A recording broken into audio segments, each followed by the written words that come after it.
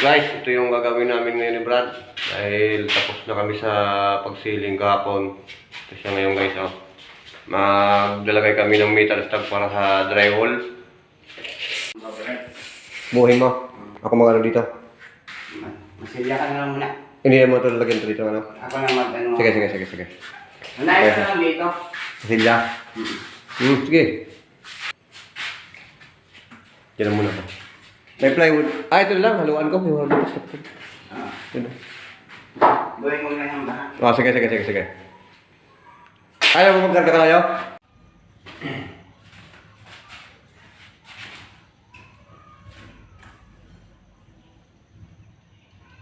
Guys, mag-i-skin coat tayo ngayon. Dito sa may hagdan sa wall. Pero kailangan natin bago natin siya ng skin coat. Basahin muna natin yung wall. Kasi itong mga house na ito matagal na ito nakatenga eh. Trim agad ito eh. Okay.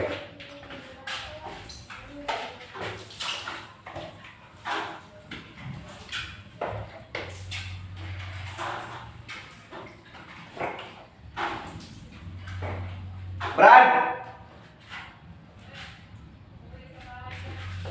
Ha? Saan?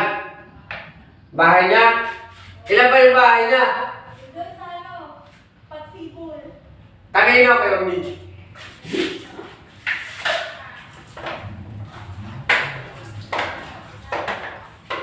Marami palang bahay ni Brad ah. Doon na. Ano sa Pagsibol na? Wala kang may 1.5 ba dyan, Brad? Ano naman? Wala? Ha? Dito? Meron? Walang laman, hindi may laman sana.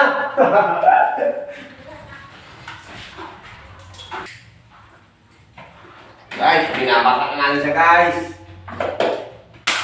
Para kapit na kapit yung masilya natin, skin coat natin. Maglalambitin na ito guys. Lambitin na naman sa paring.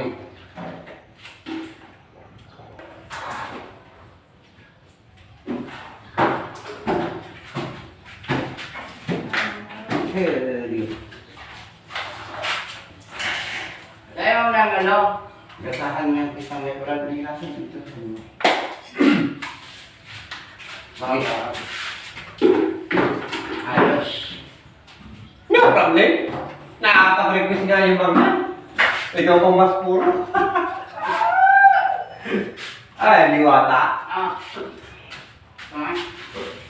May dikit pa kaya yan. Parang isang dekada na yan ah. Galing sa baul ata yung gata mo ah. Lagi mo lang yan.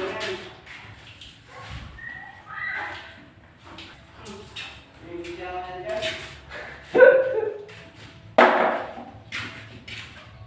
Guys, update na lang ulit ako mamaya.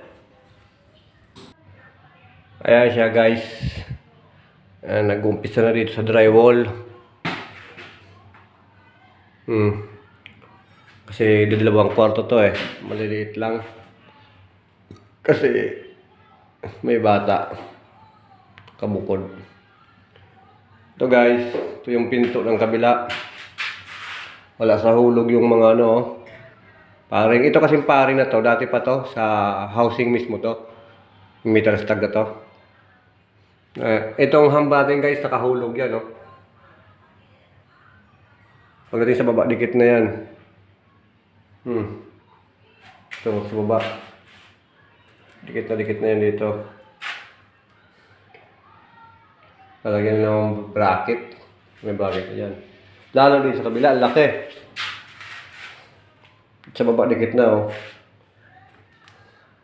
Pagdating sa taas. Ito kasi yan guys oh. Laki.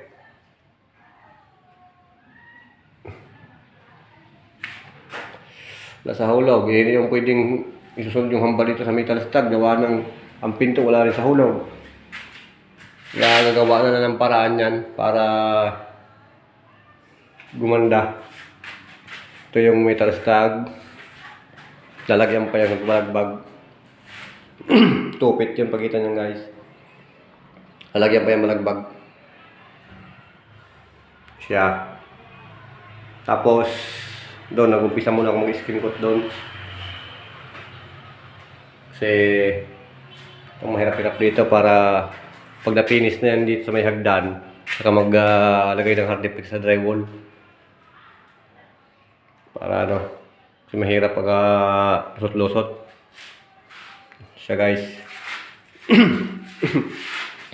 Okay, update na lang ulit ako guys. Umpisa na kayo mag-aalaon na. Ayan siya guys. Ayan, masilya na. Pero first coat pa lang yan. Dito. As ito dito, tapos na yung drywall. Nalagyan ni Brad ngayon ng ano, hard deflex. Dito niya. Siya. Siya guys. Unahin niya muna tulagyan ng hard deflex dito para yung dito mamaya kaya bukas may ipit sa kantuan dyan. Ito kasi yung pinto niya dito guys, harapan siya. Andun yung isang hamba. Yan yung layout niya dyan. Yung pinto dito, papunta rito sa may gilid yung bukas. Yan. Tapos doon naman sa kabila, ang bukas niyan, papunta naman doon sa may metal stand. So guys.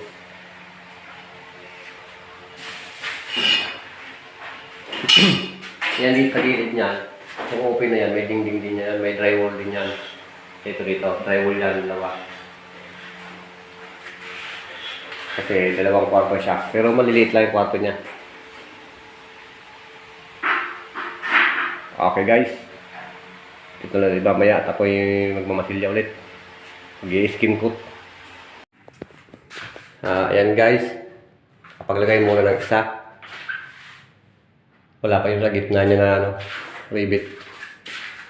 Sa patayo din sa gitna, wala pa. Kasi lang yan. Siya guys. Kapaglagay ng isa. Hapon na. Hindi na kaya. Bukas ulit. Bukas ang continue.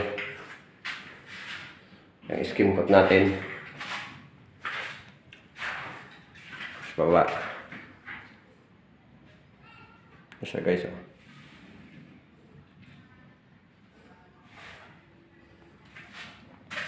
Isami. Okay. Bukas ulit. Guys, yun muna yung nagawa namin yung araw na to ni Brad. Bukas ulit yung continue sa pag-i-skin coat tsaka paglalagay ng hard deflex sa drywall. Okay. Alas 5 pasado na. Uwi na. Okay guys.